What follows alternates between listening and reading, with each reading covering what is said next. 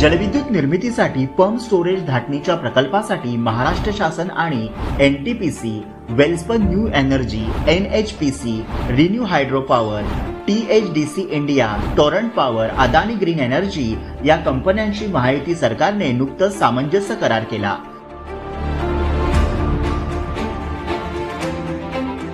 ज्यामध्ये 62,550 इतकी रोजगार निर्मिती होणार आहे। उपमुख्यमंत्री देवेंद्र फडणवीस यांच्या पुढाकाराने हे विक्रमी करार करण्यात आले असून त्यातून 35,240 मेगावॅट वीज निर्मिती होणार आहे।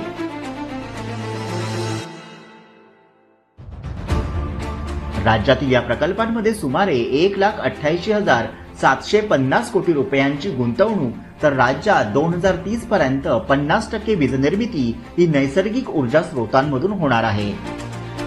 या करारामुळे शाश्वत वीज निर्मिती आणि अर्थव्यवस्था वाढीस मोठा हातभार लागणार आहे। राज्याची एकूण वीज निर्मितीची स्थापित क्षमता 46,000 मेगावॅट असून 40,870 मेगावॅटचे पंप स्टोरेज क्षेत्रात वीज निर्मिती करार झाल्यानं हरित ऊर्जा क्षेत्रात राज्याचं हे मोठं पाऊल आहे। राज्यात सौर ऊर्जा निर्मितीतही लक्षणीय वाढ करण्यात येत आहे।